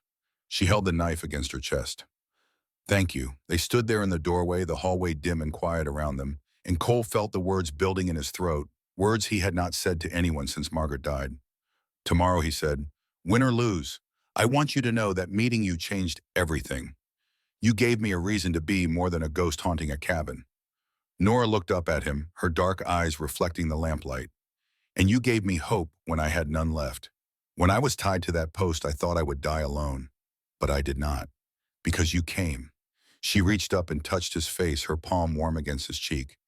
After this is over, after Prescott, I want to build something with you. Not run from the past, but build toward a future. So do I. He leaned down and kissed her, then soft and careful, a promise more than passion. She rose up to meet him, her hand sliding to the back of his neck, and for a moment the world fell away, and there was nothing but this. Two people who had found each other in the darkness and chosen to walk toward the light together. When they finally pulled apart, both were breathing hard. I should let you rest, Cole said, though he made no move to leave. Stay, Nora said, just for a while. I do not want to be alone tonight. So he stayed sitting in the chair by her window, while she lay on the bed with her father's knife beside her, and they talked in quiet voices about the morning, about what came after, about the life they might build if they survived what tomorrow would bring. And when she finally fell asleep, Cole kept watch the way he had learned to do in his ranger days, the way that had kept people alive when the night was full of dangers. Tomorrow they would face Marcus Ashford and his lawyers and his money and his power. But tonight in this room, Nora was safe. That would have to be enough. Cole woke before dawn with the knowledge that something had shifted in the night. The town was too quiet. No sounds from the street below, no movement in the hotel hallway. It was the kind of quiet that came before violence. He rose quickly, checking his Colt, then the Winchester. Everything in order. He stepped into the hallway and nearly ran into Danny Porter, who was already awake and armed. Something feels wrong, the boy said. Cole nodded. Stay with the judge and the others. I'm going to check the street. He moved down the stairs and out the front door of the hotel just as the sun was breaking over the eastern hills. The courthouse square was still full of people from Pine Creek, but they were awake now, standing in small groups, talking in low voices. And across the square, leaning against the wall of a saloon that had not yet opened for the day, stood Victor Ashford. He was alone. No guards, no lawyers, no father standing behind him. Just a man in expensive clothes that looked slept in, with eyes that were red-rimmed and desperate. Cole's hand moved to his gun, but something made him pause. Victor was not armed. Or if he was not reaching for a weapon. He was just standing there, looking at Cole with something that might have been fear or might have been resignation. Brennan Victor called out, his voice carrying across the empty street. I need to talk to you. Cole walked forward slowly, keeping space between them, keeping his hand near his Colt. Talk. Victor pushed off from the wall and took 3 unsteady steps into the street. He had been drinking, so Cole could smell it from 10 feet away. This is not what I wanted, Victor said. His voice was thick, slurred. None of this. I just wanted her to say yes. To marry me. That was all. So you had her tied to a post and left for wolves. Victor flinched like he had been struck. My father said it was the only way. That she would ruin everything if she kept talking. That the land was worth millions if we could just get rid of her. And you listened. I've always listened. That is the problem. Victor laughed, a sound without humor. Do you know what it is like, Brennan? To have a father like Marcus Ashford. To know that nothing you do will ever be enough. That you are just a tool he uses to get what he wants. That does not excuse what you did. I know. Victor's voice broke. I know. But I did not want to kill her. I swear I did not. I just wanted the problem to go away. I thought if she was scared enough, she would leave. Just leave and never come back. But she did not scare. No, Victor looked at the ground. She is braver than I will ever be. For a long moment they stood there, 2 men who might have been friends in another life, in another world. Then Victor raised his eyes and Cole saw something in them he had not expected. Shame. I am going to lose today, Victor said. I know that. My father knows it too, though he will not admit it. He has already started planning how to make me disappear when this is over. Send me east, maybe. Or south to Mexico, somewhere I cannot embarrass him anymore. Then tell the truth. Cole stepped closer. Stand up in that courtroom and tell them what really happened. Make it mean something. Victor shook his head. You do not understand. If I do that, my father will destroy me. He has the power. The connections. He will make sure I have nothing. That I am nothing. You already have nothing. You are already nothing. The only question is whether you stay that way or become something more. How? By doing the right thing for the first time in your life. Victor looked at him for a long time, and Cole saw the war happening behind those bloodshot eyes. Fear and shame and the last remnants of whatever decent thing might have lived in Victor Ashford once before his father crushed it out of him. Then Victor turned and walked away, back toward the saloon, back toward the bottle that would help him forget this conversation. And Cole knew that when the trial began in 2 hours, Victor would be sitting at the defense table with his father and his lawyers, and nothing would have changed. Some men could not be saved. They could only save themselves. And Victor Ashford had made his choice long ago. Cole turned back toward the hotel and found Marshall Anderson standing on the boardwalk watching. The marshal's face was unreadable. That was a mistake, Brennan Anderson said, talking to him alone. If he had been armed, you would be dead. He was not going to shoot me. You cannot know that. Cole looked back at the saloon where Victor had disappeared. Maybe not, but I had to try. Try what? To give him a way out, a chance to be better than what his father made him. And some men do not want to be saved. Anderson was quiet for a moment. Then he said, the trial starts in 2 hours. Make sure your people are ready. They will be. Good. Because Marcus Ashford arrived last night with 5 lawyers from San Francisco and enough money to buy half the jury if he could find them. This is going to be a fight. We are ready for a fight. I hope so, Brennan. I truly hope so. The courtroom was packed by the time Judge Henry Morrison took the bench. Every seat was filled with people standing along the walls, more crowding in the hallway outside. The air was thick with the smell of too many bodies in too small a space, with tension and expectation, and the sense that something important was about to happen. Marcus Ashford sat at the defense table with Victor beside him and their team of lawyers arrayed like soldiers preparing for battle. Marcus looked calm, almost bored, as if this were a minor business inconvenience, rather than a trial that could destroy everything he had built. Nora sat at the prosecution table with Judge Hartford. Cole was in the first row behind her, close enough to reach if she needed him.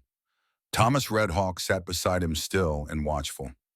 Danny was there too, flanked by his father, Frank Porter.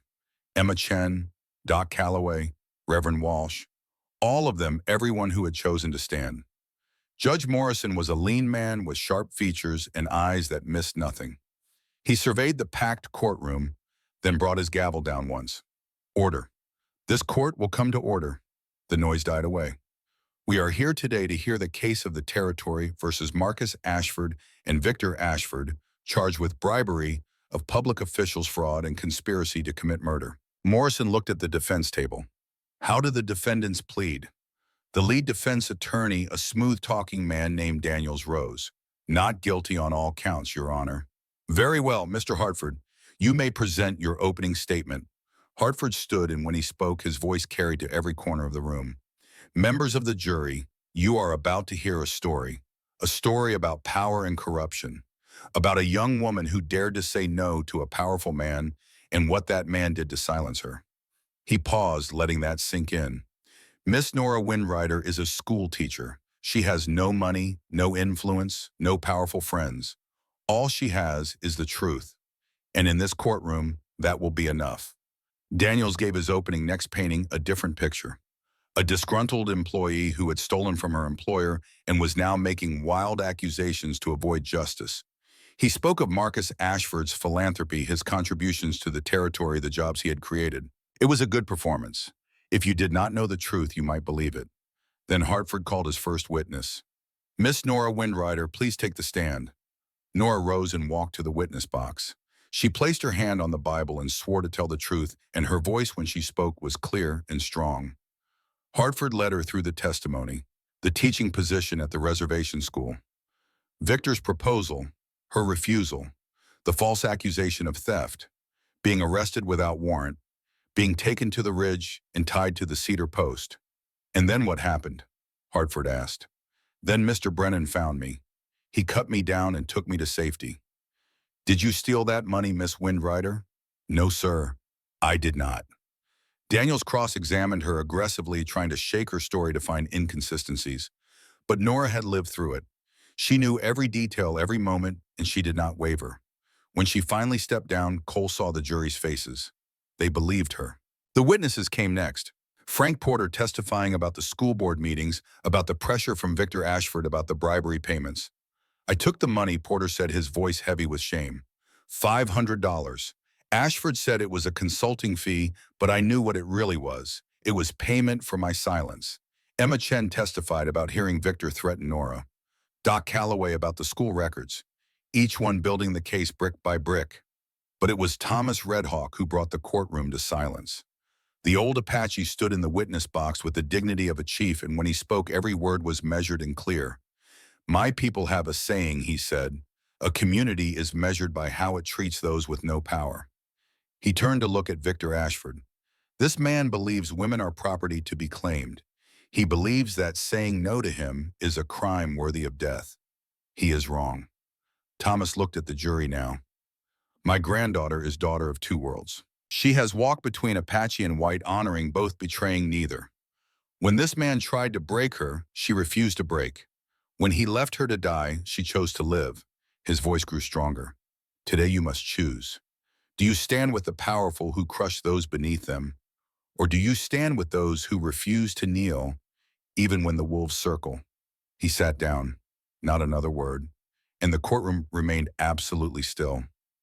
Hartford called one more witness, a young man named Peter Grant, one of the hired guns who had been captured after an attempted ambush. He had agreed to testify in exchange for a reduced sentence. Mr. Grant, Hartford said, tell the court what you know about the defendant's actions. Peter Grant, nervous but determined, spoke in a halting voice. Victor Ashford hired me to kill Miss Windrider. Offered $200. Said she was a problem that needed to be eliminated. The courtroom erupted in whispers. Morrison banged his gavel. And who specifically gave you this order? Hartford asked. Grant pointed across the room. Victor Ashford said his father wanted it done quiet and fast. The damage was done. Another confession, another nail in the Ashford Empire's coffin. Hartford rested the prosecution's case. Now it was the defense's turn. They called character witnesses for Marcus, business associates who spoke of his fair dealing, civic leaders who praised his contributions to the territory. They tried to paint a picture of a pillar of the community, someone who would never stoop to corruption or violence. But when Victor Ashford took the stand to defend himself, everything changed. Hartford rose for cross-examination like a predator who had scented blood. Mr. Ashford, did you propose marriage to Miss Windrider? Victor's lawyer had coached him well. I did. But that is not a crime. And when she refused, you were angry. I was disappointed. Disappointed enough to falsely accuse her of theft. I did not falsely accuse her. The money was missing. Hartford walked to the evidence table and picked up the ledger. According to Dr. Calloway's testimony, the money was not missing until after you made your accusation. How do you explain that? Victor's face was turning red. There must be some mistake in the records. Or perhaps you created the appearance of theft to justify your actions. Victor said nothing. Hartford set down the ledger pen and picked up another document. Let me ask you directly, Mr. Ashford. Did you order Nora Windrider to be tied to that cider post and left for wolves? No, that is absurd. Then how do you explain the testimony of the witnesses who saw you and Sheriff Briggs take her from the jail? They are lying, all of them. Hartford's voice was sharp now. Every single person who testified against you is lying. Yes. Hartford walked back to the evidence table, and this time he picked up a geological survey. Members of the jury, this is a survey from the Territorial Mining Office, dated August 1887. It shows that the Pine Creek School land sits directly above a copper vein estimated to contain ore worth $50,000 or more. The courtroom erupted in whispers. Morrison banged his gavel. Hartford continued, his voice cutting through the noise. Mr. Ashford did not want that land for a hotel. He wanted it for the mineral rights. The school, the teacher, the children, all of it was in his way. So he removed the obstacle. Marcus Ashford half rose from his seat. That survey is confidential. How did you get that? How I obtained it is irrelevant, Hartford said. What matters is that it proves motive. You were willing to bribe officials, destroy a woman's reputation, and order her murder, all for a copper mine you could exploit for decades. That is a lie, Victor shouted, and his lawyer grabbed his arm, trying to pull him back down. But Victor was beyond reason now. The pressure, the drinking, the shame of that morning conversation with Cole, all of it came flooding out. I did not want to kill her, Victor said, his voice breaking. My father said she was a problem, that the land was worth millions if we could get the copper. I did not want to hurt her.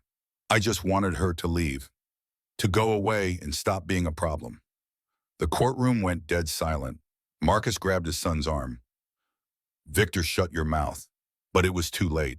The words were out there now, hanging in the air like smoke. Hartford stepped closer to the witness stand. So you admit you were involved in playing Miss Windrider to that post? Victor's face crumpled. I did what my father told me to do. I always do what he tells me to do. Because if I do not, he will take everything from me. Everything. He put his face in his hands and wept. Morrison gavelled the courtroom back to order, but the damage was done. The jury had heard a confession. They had seen a son break under the weight of his father's ambition. When the prosecution and defense had both rested, when the closing arguments had been made, the jury retired to deliberate. They were gone for 2.5 hours. When they returned, the foreman stood to read the verdict. In the case of Marcus Ashford, on the charge of bribery of public officials, we find the defendant guilty. On the charge of fraud, we find the defendant guilty. On the charge of conspiracy to commit murder, we find the defendant guilty. For Victor Ashford, the verdicts were the same. Guilty on all counts. The courtroom exploded in cheers and weeping and shouting. Morrison banged his gavel but made no real effort to quiet the celebration. Justice delayed for so long had finally been served. Marcus Ashford sat motionless as Marshall Anderson placed him in chains. His empire, built over 20 years, had fallen in a single afternoon. Victor Ashford wept openly, the reality of his situation finally breaking through the walls he had built. Nora sat at the prosecution table, tears streaming down her face as people crowded around to congratulate her. Cole made his way through the crowd and put his hand on her shoulder. She looked up at him, her eyes shining. We won, she said. You won. You and everyone who stood with you. Judge Morrison sentenced them that afternoon. His words were harsh and unforgiving. You used your power to oppress the powerless. You corrupted officials, destroyed livelihoods, and attempted to murder a young woman whose only crime was refusing to submit to your will. You are a disgrace to this territory and to every honest man who has tried to build something good here. Marcus received 18 years in territorial prison. Victor, because of the attempted murder charge, received 25 years. As the Ashfords were led from the courtroom in chains, Marcus turned to look at Nora one last time. There was no remorse in his eyes, only hatred. But Nora met his gaze steadily, refusing to look away, and it was Marcus who finally turned his head. That evening, the people of Pine Creek threw a celebration in the courthouse square. Someone produced a fiddle, someone else a guitar, and soon there was music and dancing and laughter that rang through the streets of Prescott like a benediction. Thomas Redhawk stood apart from the celebration, watching with satisfaction. He caught Nora's eye and nodded once, a gesture that contained pride and approval, and the knowledge that she had become the woman he always knew she could be. Marshall Anderson shook Cole's hand. You did good work. If you ever want a job, I could use a deputy. I will think about it, Cole said, but right now I think I am needed elsewhere. He found Nora standing at the edge of the crowd, watching the celebration, but not quite part of it yet. He offered his hand. Dance with me. She smiled and took his hand, and they moved together to the music, surrounded by people who had fought beside them and won. As they danced, Nora said quietly, What now? What do we do after all this? We go home, Cole said. We go back to Pine Creek and we build a life. We teach school and keep the peace and we live. Just live. No running, no hiding, no more looking over our shoulders. Just living. She leaned her head against his shoulder. That sounds perfect. 3 months later, on a spring morning when the wildflowers were blooming across the high desert and the air smelled of pine and rain and new beginnings, a schoolhouse opened in Pine Creek. It was bigger than the old one, built with donations from throughout the territory and labor from volunteers who believed in what it represented. Not just a place of learning, but a symbol of what happened when ordinary people refused to accept injustice. Nora Windrider stood in front of her class on that first day, looking at the eager faces of 20 students, and she thought about how far she had come. From that cedar post on the frozen ridge to this moment, standing in a school that had been built on the foundation of courage and community. Cole Brennan, wearing a deputy marshal's badge, now rode past the school that morning on his rounds. He caught Nora's eye through the window, and she smiled, and the world felt right in a way it had not felt in years. Danny Porter worked at his father's new store, bigger and better than the one that had burned. But twice a week he rode out to Cole's small ranch to learn the skills of a cowboy and a lawman. Cole taught him tracking and shooting and the code that a man lived by when he wanted to live right. "You are going to make a fine ranger someday," Cole told the boy one afternoon as they worked on breaking a young horse. Danny grinned. "That is the plan. Join up when I turn 18, just like you did. Just remember, the badge does not make the man makes the badge." "Yes, sir." That evening, Cole and Nora walked together through the rebuilding town, past Frank Porter's store, where business was thriving, past Emma Chen's restaurant, where the smell of cooking drew people from blocks away, past the church where Reverend Walsh was preparing his Sunday sermon. They walked to the edge of town, where a small house stood newly built with a porch that faced the mountains and a garden where Nora had planted vegetables and flowers. "This is home," she said, looking at the house they had built together. "Yes," Cole said, "this is home." 1 year after the trial, on the anniversary of the day Cole had cut her down from the cedar post he asked her to marry him. They were sitting on that porch watching the sunset paint the peaks gold and purple, and the words came easily. "Nora Windrider, will you marry me?" She did not hesitate. Yes. They were wed 2 weeks later in the new schoolhouse with the entire town in attendance. Reverend Walsh performed the ceremony, his voice strong and clear as he spoke about love and courage and two people who had found each other in the darkness and built something beautiful in the light. Thomas Redhawk gave Nora away, walking her down the aisle with quiet dignity. Mary Hartford cried happy tears. Frank Porter and his family sang. Emma Chen provided food for the reception that followed. Doc Calloway made an awkward but heartfelt toast. And Cole and Nora stood before their community and promised to love and honor each other, to stand together through whatever came, to build a life on the foundation they had laid when she refused to break and he refused to walk away. Marshall Anderson attended the wedding, and afterward he pulled Cole aside. "I meant what I said about that deputy job," he said. "The territory's growing. We need good men." Cole looked at Nora, who was laughing with the children from her school. "I will take it, but I stay based here in Pine Creek." "Done." So Cole Brennan became deputy marshal for the Northern Territory riding circuit, but always coming home to Pine Creek, to Nora, to the life they were building together. 5 years passed. The town prospered. The school grew. Nora became principal, teaching not just children, but training new teachers to work in reservation schools throughout the territory. She had become a bridge between worlds, just as her father had been. Cole, now 39, had a reputation as a fair but tough lawman. Men respected him, outlaws feared him, and he came home every evening to a house that was warm and full of life. They had 2 children. Samuel, named for Nora's father, was 4 years old, with his mother's dark hair and his father's quiet intensity. Margaret, named for the wife Cole had lost, was 2, with a smile that could light up a room. Every year on the anniversary of that day on the ridge, Cole and Nora rode up to Mogollon Rim to visit the cedar post. It still stood gray and weathered, rope ends swaying in the wind. They would stand there together, remembering that night. The wolves, the terror, the moment when everything changed. "This place saved us," Nora said one year. "Both of us." "Yes," Cole agreed. "It showed me who I wanted to be, and it brought me to you." They did not stay long. The post was part of their past, important but not defining.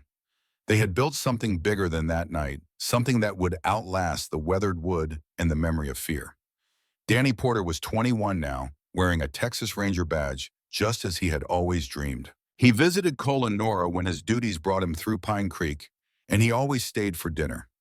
Always asked Cole's advice about the job, about life, about the code. "Everything I know about being a man," Danny said one evening, "I learned from you."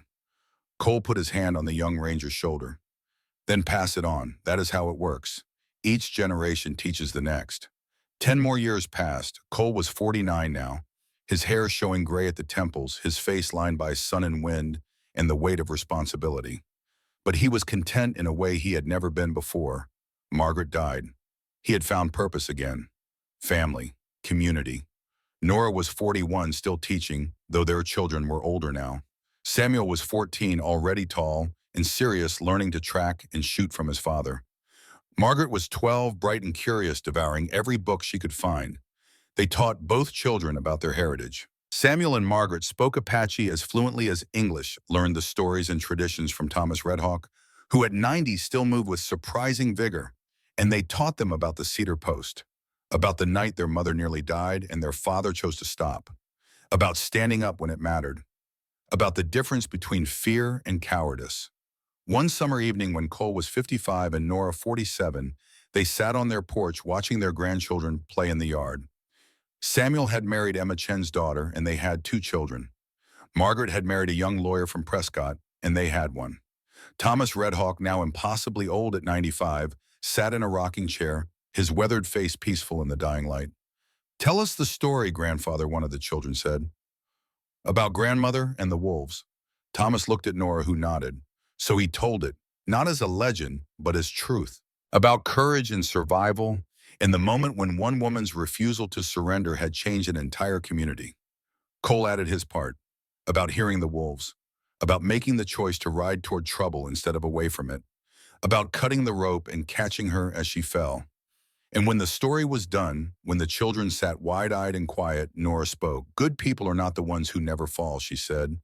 "They are the ones who stand up after falling, who refuse to stay down, who find strength in each other and build something better than what was broken." She looked at Cole and he took her hand. "That is what we did. We stood up. We refused to break. And we built a life worth living." Thomas added in his cracked voice, "Your grandmother taught me something. Courage is not absence of fear. It is refusal to let fear make your choices." And Cole said the only way through darkness is to light a fire and walk toward it. Years later, when Cole was 68 and his hair had gone fully white, when his hands shook sometimes and his back ached from too many years in the saddle, he made one final trip to the cedar post. Nora rode with him, her own hair silver, now her face lined, but still beautiful. They stood together in front of that weathered post, holding hands, and Cole felt the weight of all the years settle over him like a comfortable blanket.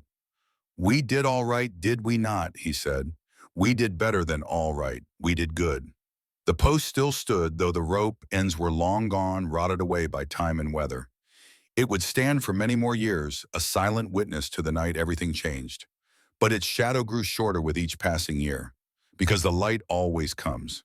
Not because the world is kind, but because there are people in it who refuse to let the darkness win. Cole and Nora rode back to Pine Creek as the sun set behind them, turning the whole world gold. They rode past the school that bore Nora's father's name, past the marshal's office, where Danny Porter now served as senior deputy, past the church and the stores and the homes of people who had built a community on the foundation of standing up when it mattered. And when they reached their own small house with its porch facing the mountains and its garden full of flowers Nora had tended for 30 years, they sat together and watched the stars come out. "Do you ever regret it?" Nora asked. "Stopping that day, getting involved?" Cole thought about that, about all the danger and fear and struggle, about the trial and the violence and the times when they had not been sure they would survive. But he also thought about Samuel and Margaret, about the grandchildren playing in the yard, about the school and the community and the legacy of standing up that would be passed down through generations. "Not for a second," he said. "Neither do I." They sat in silence as the night deepened, two people who had found each other in the darkness and walked toward the light together. Who had refused to break when breaking would have been easier? Who had built something that would outlast them both? And far away on a ridge where the cedar trees grew twisted from the rock, an old post stood against the stars. Weathered and gray and empty now, but still standing, still bearing witness. Because some things endure, not the violence or the fear or the pain, but the courage to stand, the refusal to kneel, the choice to walk toward the fire instead of running from it. That is what lasts. That is what matters. That is the legacy of the cedar post and the two people who would not let it break them. And somewhere in the night, if you listen closely, you could almost hear the echo of wolves. Not hunting now, just singing to the moon. Because even wolves understand that some prey cannot be taken, some spirits cannot be broken. Some people simply refuse to die.